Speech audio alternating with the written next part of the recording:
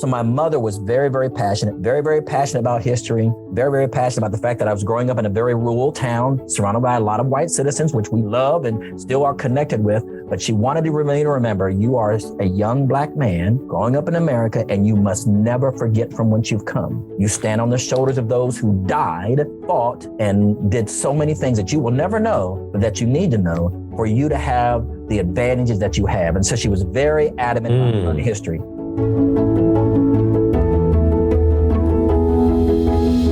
Welcome to Empowering Leadership, a podcast from Dorrier Underwood. Join us as we explore new perspectives on leadership and discover what it takes to be effective as a leader. Here's your host, Doug McVadon.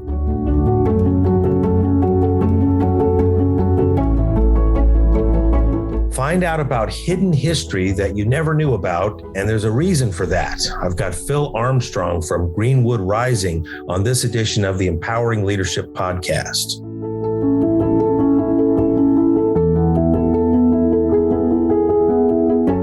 Well, hello, everyone. My guest today on the Empowering Leadership Podcast is Phil Armstrong. And I'm excited to have you meet Phil because of the message he brings. He's the executive director right now for Greenwood Rising, which you may be aware of on the national scene is the Black Wall Street History Center in Tulsa, Oklahoma. Welcome, Phil. Thank you. Great to be here. You know, it's really been quite a year, hasn't it, since Tulsa became, part of the American vernacular in 2021, when we remembered all of a sudden this historical event. So can you just bring us back to how you kind of burst on the scene, if you will? The interesting thing, just like a lot of history like this, the locally,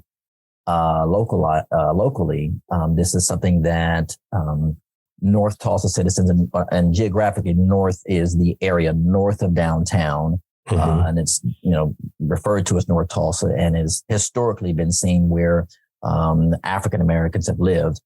But Greenwood, the famous community of Greenwood, Oklahoma, yes, was that part of Tulsa, part of American history, where after 1865, and that date is, or that year is key because as we celebrate now as a national holiday, June 19th, 1865, when the last holdout of slaves in Galveston, Texas, were advised they were free and told they were free, even though they had been free 2 years before.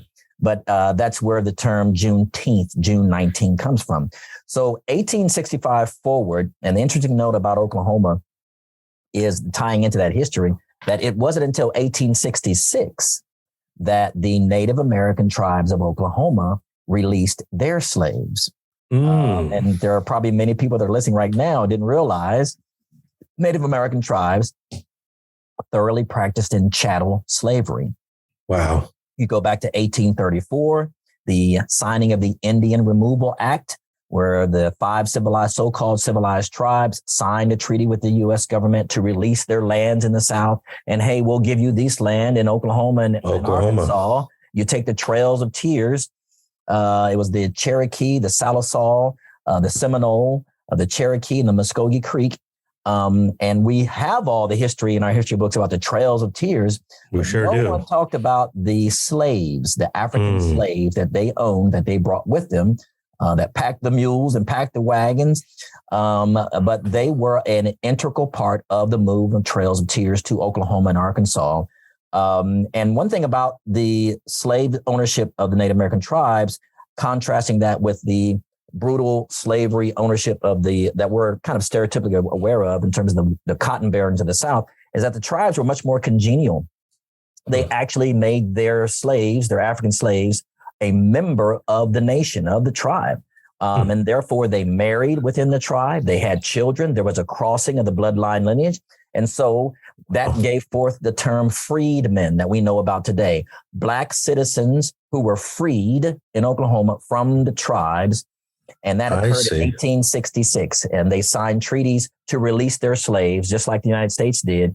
But here's the key element of what made Oklahoma so great, is that within that treaty that was the 5 tribes signed, is that any Black slave or Black person that can trace their bloodline lineage within the tribe, we intermingled, they get all the rights and privileges of being members of the tribe, meaning you have to share the land with them as well. There were over 1 million. So it made formerly enslaved people property owners. Yes. And that's the whole awakening of people say, how did the Black Wall Street, quote unquote, happen? How did Greenwood happen? That was the genesis of it. You have to go, how did Black people get here? They got here because they were slaves of the tribes.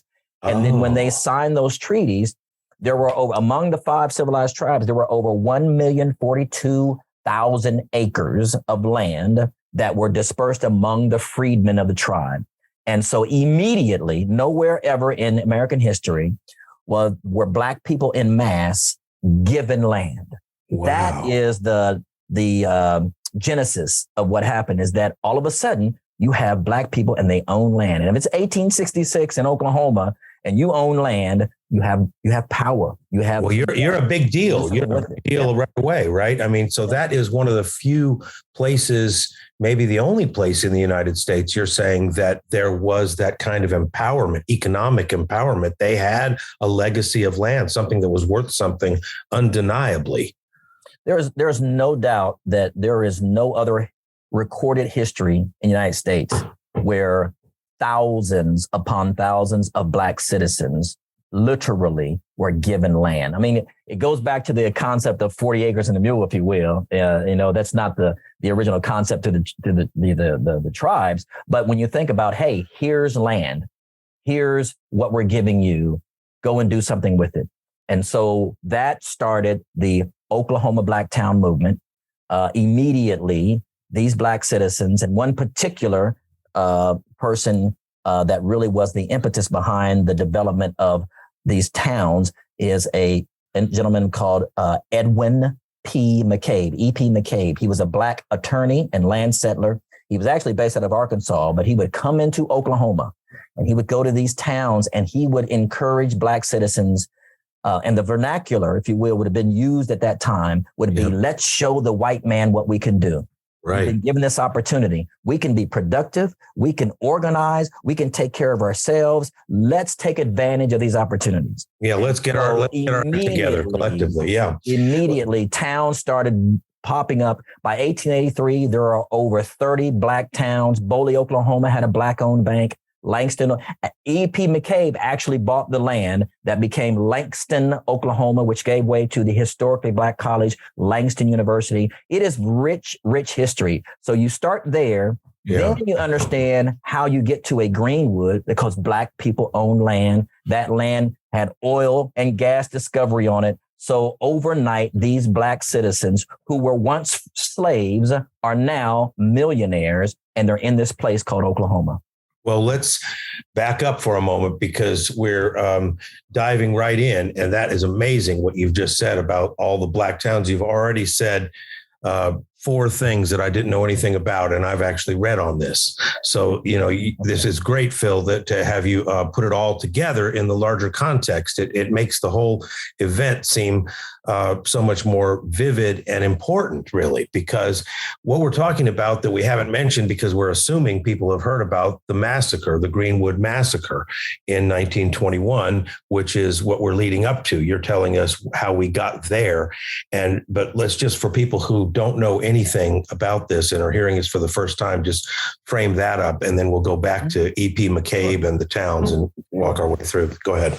And that's very intentional. I mean, you show you point out the chronological order that we go in to tell the story, and that's the reframing of what we are and what we're doing in 2021 and beyond, and now 2022, is making sure that people don't just think of this horrific massacre when they think of Greenwood. Got it. Greenwood, Oklahoma, is so much more than a massacre. You have this incredible history, the amazing lives that Black people were able to live at what point in time.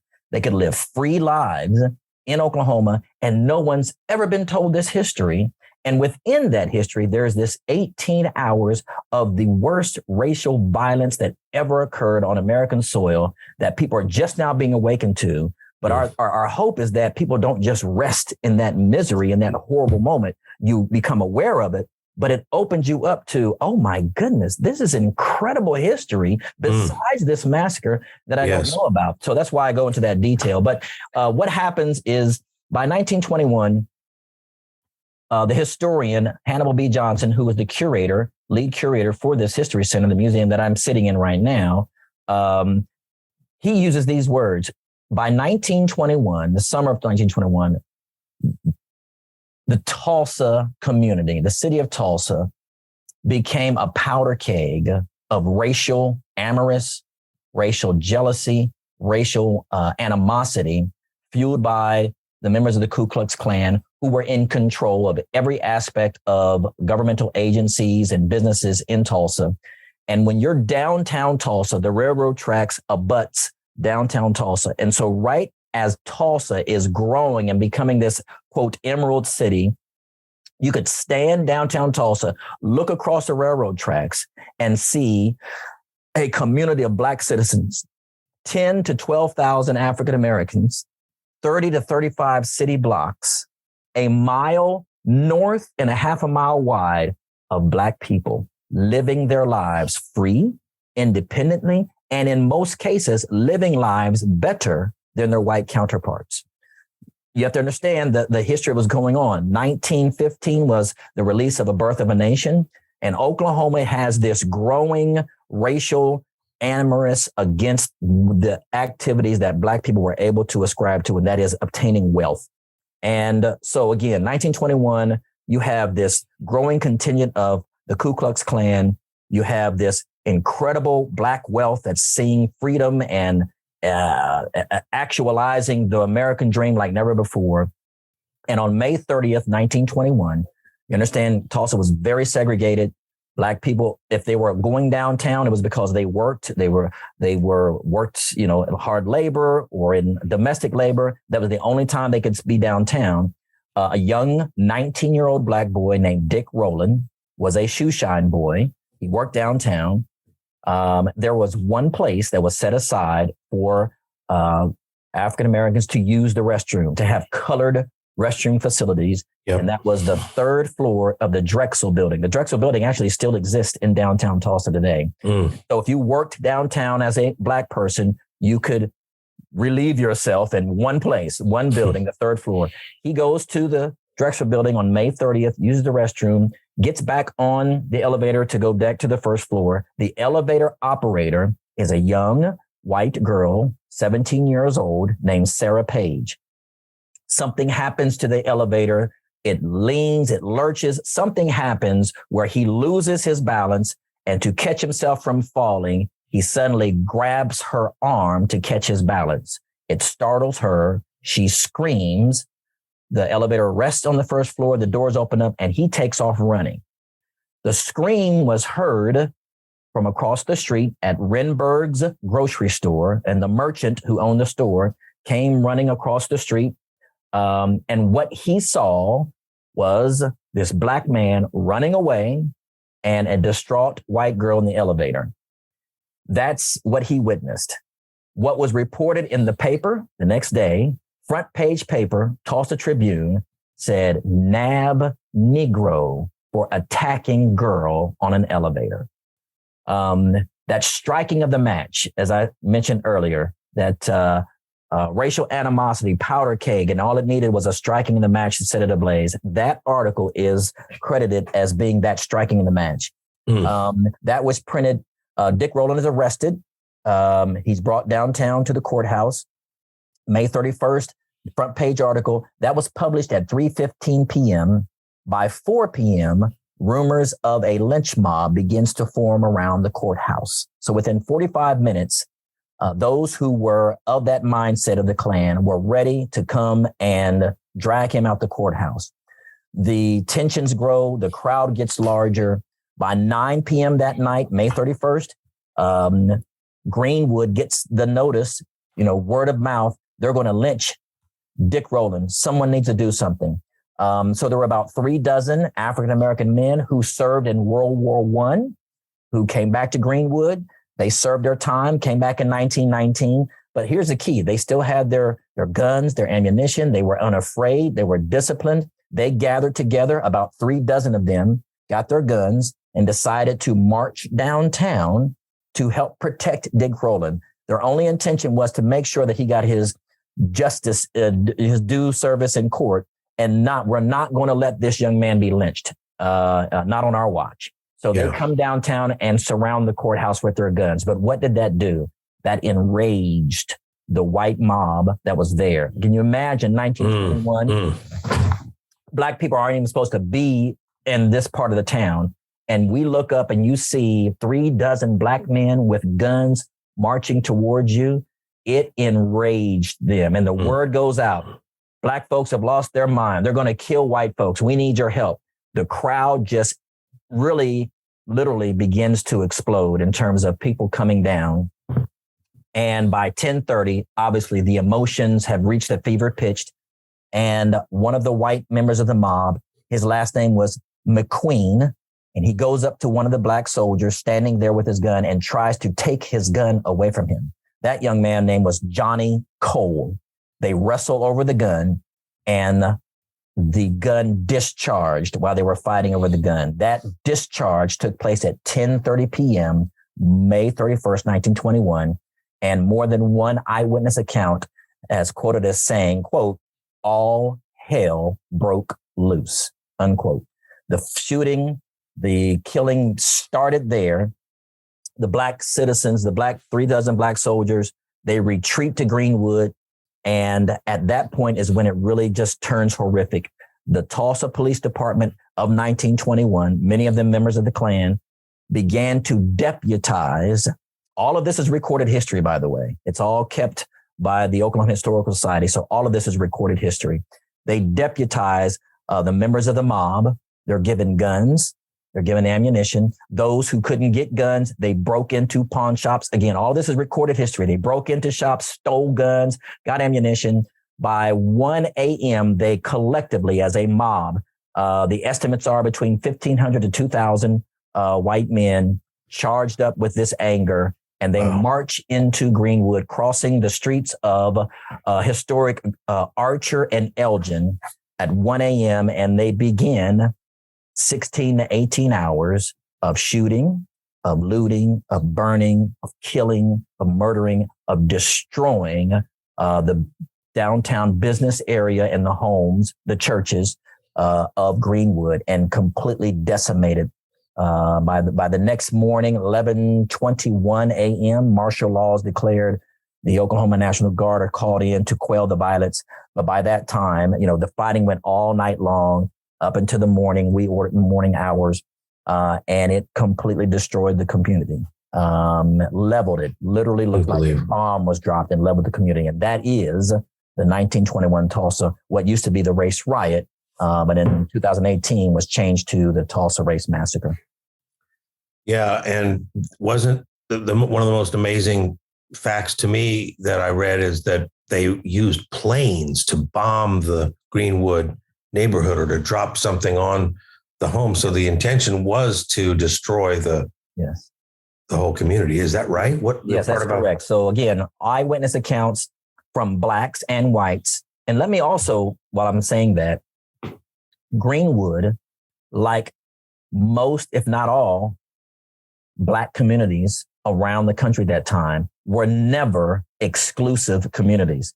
They always were open to other citizens, to white citizens. Greenwood had such a prominence, some of the finest merchants, the best places to go eat, the greatest, entertainment, the Dreamland Theater, the list goes on and on. In fact, one of the most prolific physicians, surgeons, was a black man named Dr. A.C. Jackson. The Mayo brothers of the famous Mayo Clinic today, back in the 1920s, the Mayo brothers actually said Dr. A.C. Jackson was the most capable Negro surgeon in America. If you were a white person that had money and had status, it actually became a status symbol for you to go into Greenwood and have Dr. A.C. Jackson, a black man, be your physician. So, we want people to know the entire area of Tulsa was not out to kill black people. It was this small contingent of those that were affiliated with the Klan. The population of Tulsa in 1921 between 85 and 90,000 people. 10 to 12,000 of that was African Americans. So white citizens regularly went in. In fact, there were white people who even owned land and owned businesses in Greenwood. And so when I say eyewitness accounts, the credibility of Black citizens and white citizens saying, hey, at 6, 7, 8 o'clock in the morning on the fighting went all night. That means Black citizens were fighting back. They were constantly fighting back. But at a certain point, you run out of ammunition. You run out. And they were just completely overwhelmed. So private white citizens who owned private planes, they got into their planes. And yes, they were flying over Greenwood. Some of them were actually shooting from rifles, strafing bullets into the neighborhood. But these incendiary devices, what we would probably call a kerosene bomb, and they were dropping these oil devices on the rooftops of the businesses and the buildings so that they would burn from the rooftop down. And then the Tulsa Fire Department, the Tulsa Police Department, they surrounded Greenwood just to ensure that no one would escape. And the fire department was not allowed to go in and put out the fire. They were told to stand around so that the fire would not get out of Greenwood into the white neighborhoods, but keep it contained and let it burn. That is the horrific nature of what we're talking about. The collective mindset to completely try to destroy this community and move as they referred to it back then, running the Negro out of Tulsa, quote unquote. They actually had postcards. The city of Tulsa actually had postcards they sent around the country with a picture of the flames burning and its handwritten note, June 1, 21, running the Negro out of Tulsa. And they made it a postcard and sent it out to communities around the country. Unbelievable. And then comes the question, why didn't we know about this in the 1960s when I went to elementary school in Florida, or in the 1970s when I went to high school in California? Didn't matter where you were. They didn't teach this. Yes. Yeah. So there's two different, the study that the 1921 Tulsa Race Massacre Centennial Commission, which I was a part of, and I ended up being the project director. It began in 2015. State Senator Kevin Matthews, an African-American Democrat, one of only two Democrats serving in the state of Oklahoma at that time, began to have these discussions of what it would look like. We're 6 years away from this 100th anniversary. What are we going to do about it as a city? Where have we come? What can we say will be any different when people look at this, in 6 years? He began this discussion that turned into the commission, that turned into a grassroots effort to talk about what do we do? How do we address the education of this so that we can't go another 100 years and nobody know about this? How do we talk about building memorials and building a place like Greenwood Rising, and then creating economic discussion points to what does it look like for communities to come together to have a resurgence in building back and rebuilding economically Greenwood. But the issue of the education, the issue of covering this up. So there's two different tracks. We're discovering terms like historic racial trauma. There was two tracks of trauma, that there was white trauma and Black trauma. Obviously, what Black citizens experienced was so far more horrific than white trauma, but there was two tracks of trauma. I'm not talking about this. Black citizens, you have two things. You have the overwhelming presence and power of the Ku Klux Klan, that the mayor, the Chamber of Commerce, the police department, the judges, anyone that was in a position of influence, they had the power to cover this up. They had the power to tell judges not to hear any witness statements. There were even white citizens that came forward and said, I want to be a witness. I know some of the police officers that perpetrated this, but I know some of the members of the guard. I saw what happened. My property was destroyed that I have in Greenwood. I want to stand with these Black citizens. Every eyewitness account was dismissed without any jurisprudence. Not one record of any person ever being brought to justice. And they had the power and the ability to do it, and no one could say anything because they controlled everything. So you have the there were no charges brought, or there was no federal investigation, or there was no accounting or reckoning of the people who got involved on either side. On either side, and no federal involvement, and definitely no state involvement. And again, those that had the power to keep it covered up. They even went to the Tulsa Tribune. The reason we have the article, Nab Negro for Attacking Girl in the Elevator, and the article they produced is because people kept their copies, and we have facsimiles and have scanned those. But if you go back to the microfiche and look at the actual printing of that paper that day, the articles are cut out. They're missing. Really? Evidence. They destroyed their evidence. They were told to destroy the pictures. They wanted to cover this up. Tulsa was being promoted. So it was an active cover up. It was what you're saying. It was an organized cover. It wasn't just as if people told you don't talk about that. It wasn't just a social agreement, because there was that too. Apparently, people decided not to talk about. But you're saying I didn't hear about going back in your own papers, files, and expunging articles. They expunged articles. They expunged pictures. All of this, again, it's not just conjecture. What people understand is the history that we have. All of this was researched by the Oklahoma State Commission to study the Tulsa Race Riot of 1921. That commission existed for 5 years. It began in 1997 and went to 2001. It was a bipartisan statewide commission, Oklahoma State Commission, and they were tasked with research, find the truth, discover the facts, what can be proven, and then return to the state a document, a report of your findings, and offer recommendations. It is a 200-page report, fully all-inclusive. It was led by the director of the Oklahoma Historical Society, so that they can get all the facts. So everything that I'm talking about is what was proven. Yes. And the intentionality of those that were in power to make sure we just don't talk about this and no one learns about this. Because again, what I was going to say is Tulsa was being promoted as the Emerald City. These oil barons who were building all these Art Deco buildings, they were wanting Tulsa to be the great destination center that people came to. And oh my gosh, we just horrifically killed and destroyed an entire community of Black citizens. So you have that contingent of, let's not talk about this. Let's cover this up. We don't need to talk about this anymore.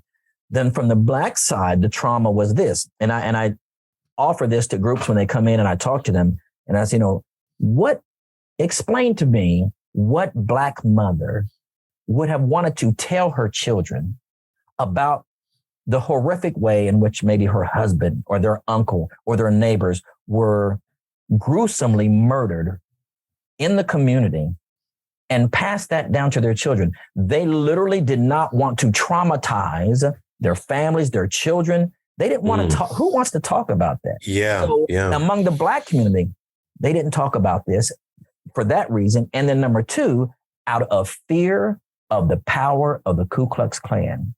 Wow. Black citizens were interned for 30 days, literal internment camps, that they were kept under guard. And literally, they were kept under guard for their own protection, because there were white citizens that were still out trying to find Black people to try to kill them. So they kept them under guard, partially to quell the violence from there, because they felt this was a Negro uprising, but then to protect them, because when the National Guard came in to stop the violence, there were white citizens that lived in the other rural communities. All they heard was Black folks are trying to kill white folks, so we got to kill them before they kill us. And so there was incidents of people, if you were caught outside of the internment camp without a green card, without a card that said you have permission, literally a white person, an employer can come down and check you out so you can come work for them, but you had to have that green card with you, that you have permission to be out on the streets of Tulsa within that 30 period of time, or you could be locked up or you could be killed. So that was not just a line to say we're locking you up for your own protection. It was actually true. It was true. It was very true. It started out as quell the violence. Let's intern the black folks. But then it was, we need to keep them in there because it's the only way to keep them the other white continue people to be killed, you know? So 30 days goes by, they come out, And again, I'm going to speak to more of the vernacular that probably would have been spoken among Black citizens. They're going back to their homes. Everything's destroyed. They realize the Ku Klux Klan can get away with this. No one's been arrested. No one's been brought to justice. They can do whatever they want.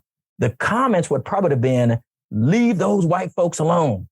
Don't go down there and bother them no more. Because what was told them is that a group of Black men went downtown with their guns and they started this. They got them all hyped up and they got the white folks angry.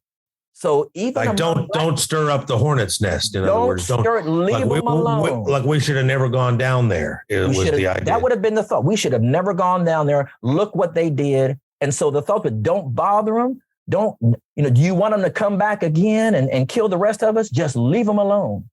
So that's two deeply rooted types of trauma of how these two communities said, we're going to just move past this and we're not going to talk about this anymore. So then that's 1921. So the next 10, 20, 30, 40, 50, 60 years, no one talks about it. No one teaches it.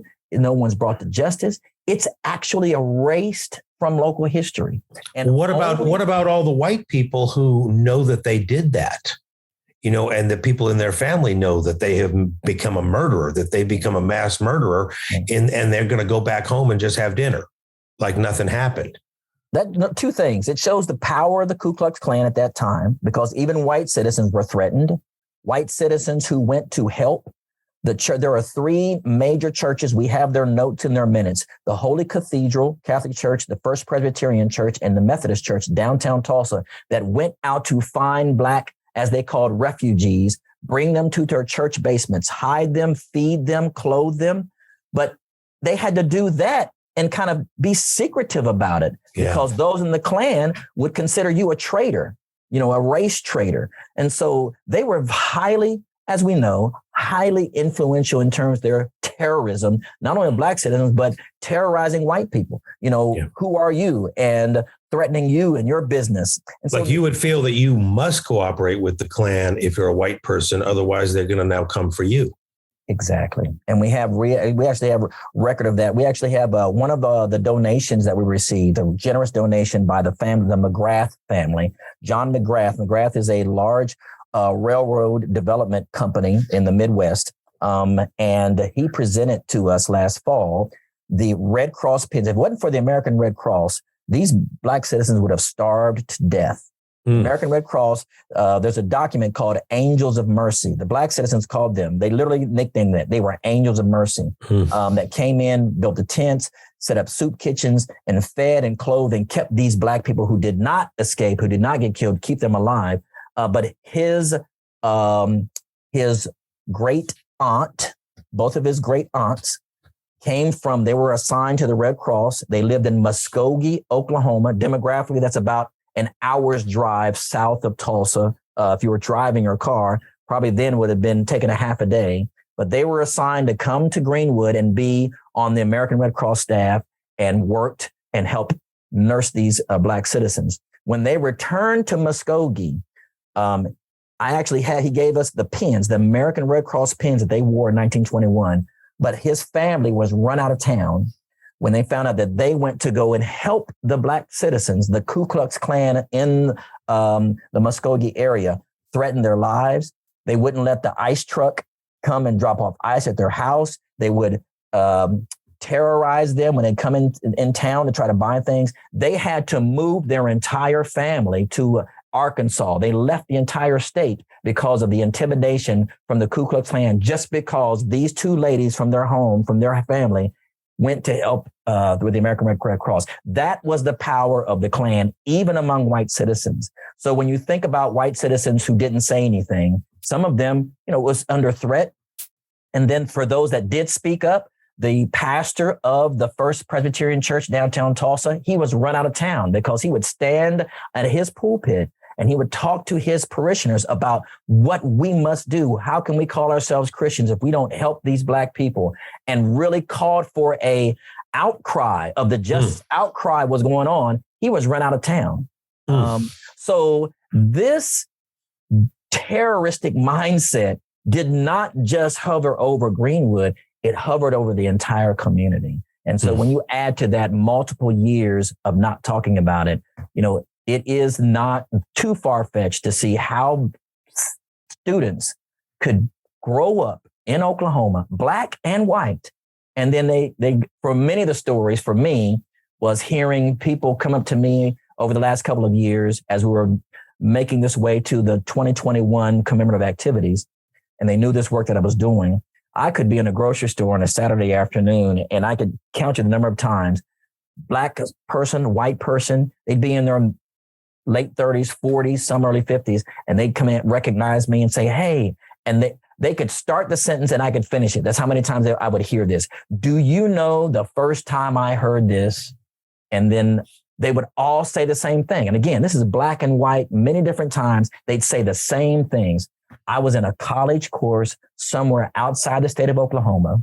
I'm taking a history class just to get some credits out of the way. And the history professor starts showing these pictures of Tulsa, 1921, and this race riot.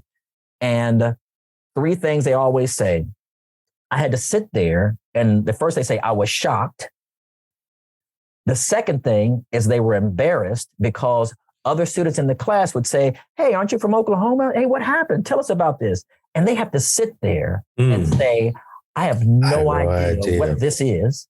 So they were embarrassed that they didn't know. And then number three, then they say, and then I got angry. Why would I have to be a grown adult and leave Oklahoma to find out that this horrific thing happened? And I grew up there and went to school and nobody taught me. It was a 2020, 2019, 2020, and then 2021 was kind of a reckoning for Oklahomans who said, you know, I'd heard about this, but up until now, I really haven't been told the full story. Yeah. So it's amazing that it took 100 years, even for the state of Oklahoma, to come to a full acknowledgement of all the history behind this. It's amazing. I'm talking with Phil Armstrong, Interim Executive Director at Greenwood Rising in Tulsa, Oklahoma. And Phil, I want to ask you about this aspect of hidden history, that history that's right there, that's hidden from us. Being in North Carolina, as I am, our example is Wilmington in 1898. And I have friends and family live in the Wilmington area, down there earlier this month, and saw for the first time in the historic downtown district the official state of North Carolina historic marker saying Wilmington coup. And then it says that's the only successful political coup in United States history when a white mob, which it calls it that on this historic sign. Those are not my words. Says when a white mob. So this is factually checked out and put up by the state of North Carolina, stormed downtown and killed untold numbers of Black citizens as they, basically assassinated the government. And what was striking to me is it said because they did not agree with the results of the election. Yeah. And so they went downtown to kill the government and chase them out. And it was a Black government, but it was, again, a peaceful mixed race community, which we don't get taught, that there was a successful, peaceful mixed race community in Wilmington for decades, which back to your earlier point about Black prosperity was, somehow not to be tolerated. Yes. And so go back to, again, history, hidden history that people, when they come into Greenwood Rising, there's a lot, of course, the freedmen, the fact that they own this land. Yeah. This land has oil and gas discovery, these Black towns. Then it makes sense how a Greenwood comes to be. But here's the history and leading up to 1921. See, people forget about 1919.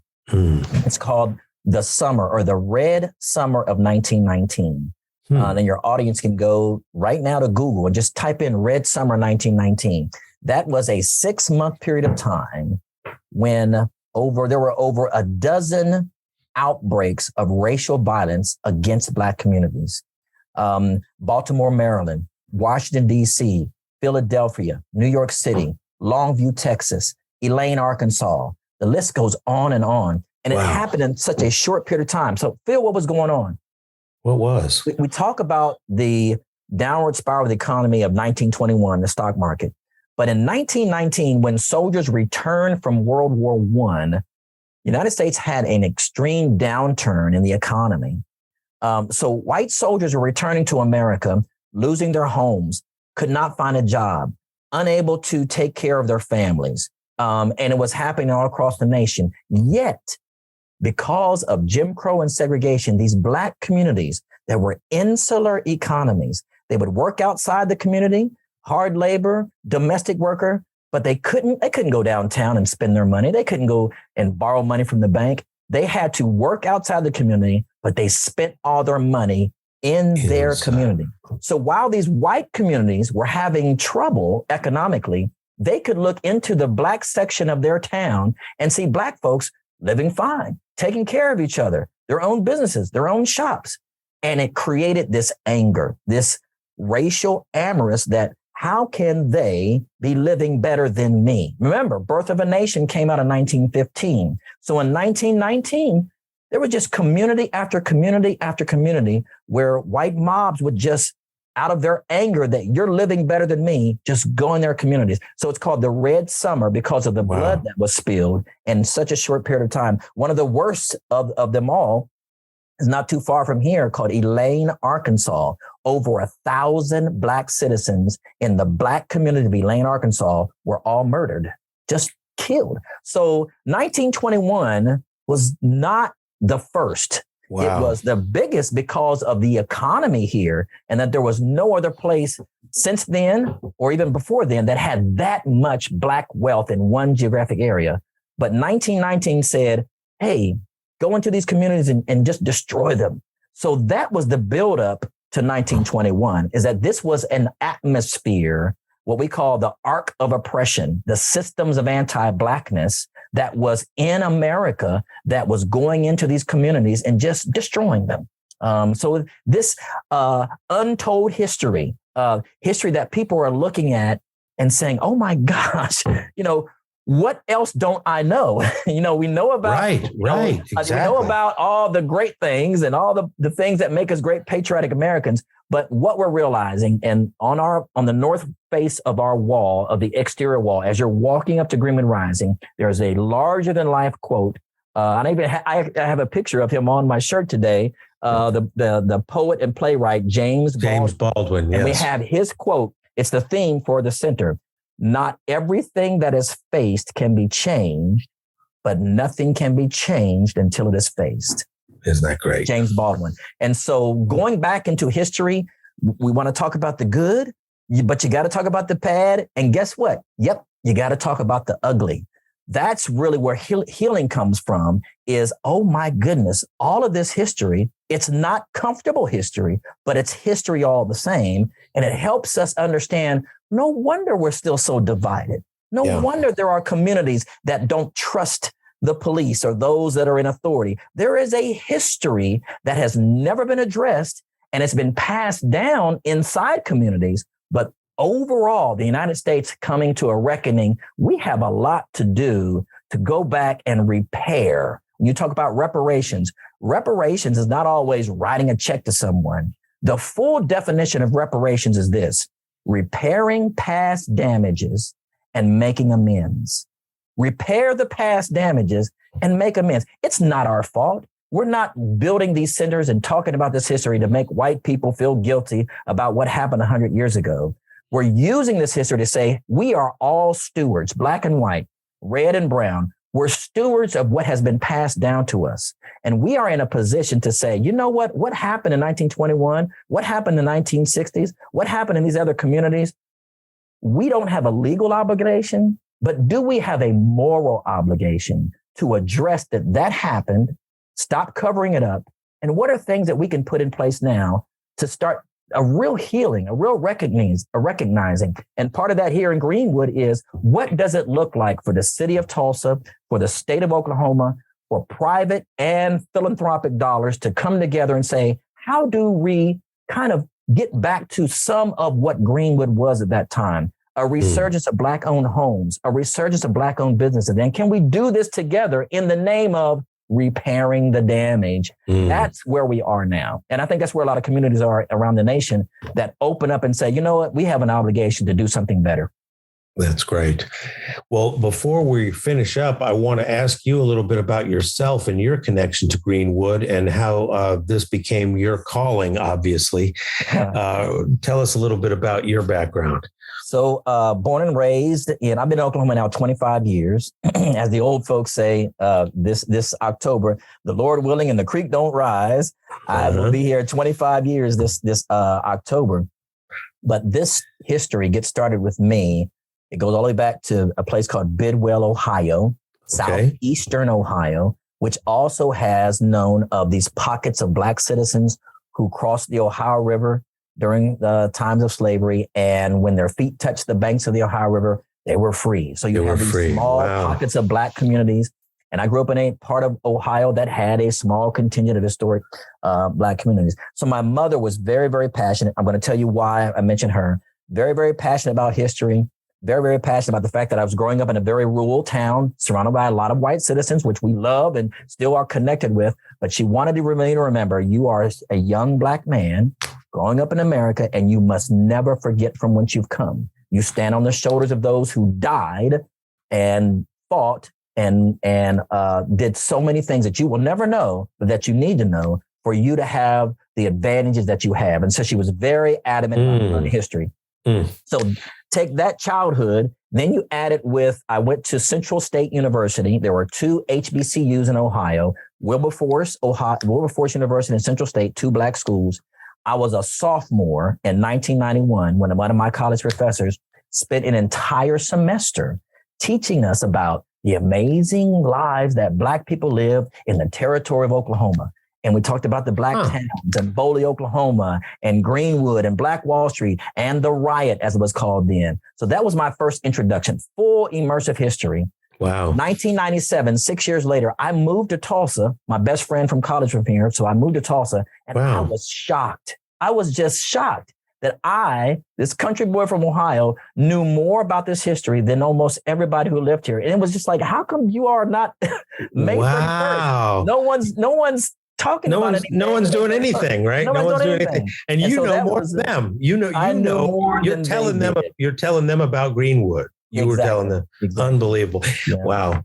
Now, is Greenwood, is it still a community, or is it just an area of a larger community? That's excellent. The way you just put it, the last point, it is an area of it's a representative sample area of the larger compass. And so if you come to Greenwood, what you will see is basically half of a street of historic buildings, the Greenwood Chamber of Commerce. You will see Greenwood Rising, Black Wall Street History Center.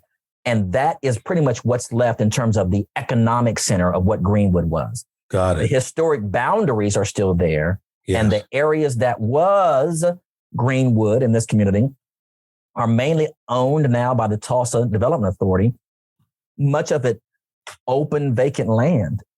Okay. And one of the larger universities took over a lot of the land. But you can see the devastation of in 1967 when the eminent domain builds I-244 interstate highway programs and went right through the heart of Greenwood, which destroyed it. Because what people don't know is Greenwood built back. After 1921, in 1922, Black citizens started immediately rebuilding their community. The second rising of Greenwood, actually, it became twice the size economically than after the massacre than it did before. This is a story that we refer to as it's really about the indomitable human spirit. In spite of this hate, this amorous and destruction, Black people had this mindset in Greenwood: we shall not be moved. We will rebuild our community. And it became twice the size. By the 1940s, there are doctors, lawyers, there are businesses, there are restaurants. It's just as big, if not bigger, after than before. And then here comes the 1960s. Eminent domain comes through, and it was so intentional. It goes right through the middle of the business district of Greenwood. And so you can imagine how many businesses, how many homes were uprooted because of eminent domain, because we're going to put a highway through there, and it destroyed Greenwood a second time. So what we're seeing now, the Greenwood Rising, the third rising, is the opportunity to try to do it again. And this time, it's not just Black citizens saying we're going to rebuild our community. It's getting the entire nexus of community citizens, corporate, philanthropic, white, Black, red, brown, there are more people seated at the table to say, we have an obligation to try to see this come back again. And when you talk about the future, it seems like the impetus for Greenwood Rising was the centennial. But now that we're in year 101, yes. It doesn't look like it's going anywhere. So what's the trajectory as you see it? So every year, we will have a commemorative events. There are the John Hope Franklin annual symposium takes place every year, and it begins the week leading up to May 31st. This is their, I think, 12th year. We have the John Hope Franklin Park, which is a beautiful park with a beautiful monument built toward the memory of those who lost their lives. We have Greenwood Cultural Center.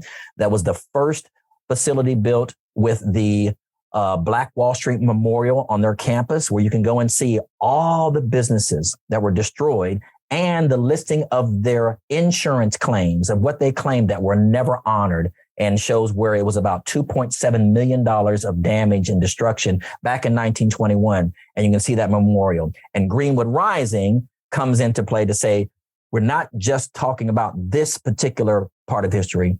Greenwood Rising tells the entire history of Black homeland. So every year around May 31st weekend, thousands of people come here to remember, to have a moment to remember what happened here, never forget, but to celebrate the pride, that Greenwood spirit that continues on. So that's in May. And then when we get to Juneteenth, we celebrate June 19th here in Greenwood in a significant way. As of last year, President Biden made it a national holiday. And last year, I believe we broke all records. There were between 15 and 20,000 people here from all over the country. So it has become the largest Juneteenth celebration in North America, and they're expecting those crowds again this year for June. So Greenwood has become, once again, a place where people from all over the country come here, and now it's to commemorate, acknowledge, atone, but how do we make sure we never forget this? And how we make sure that we rebuild some sense of that Greenwood spirit, that Black Wall Street spirit once again. And this time, like I said, we have many more different faces at the table saying we want to see this happen again. Well, and as Baldwin reminds us, you can't change anything if you don't face it. So Yes. you're on the front lines of helping us face our own history, really. Yes, sir. Well, Phil, thank you so much for coming on the Empowering Leadership podcast with me today and helping to peel back the layers on this hidden history, that we share. And there's probably more, and I just appreciate the work that you and your organization are doing in the world. Thank you so much for the opportunity to tell the story.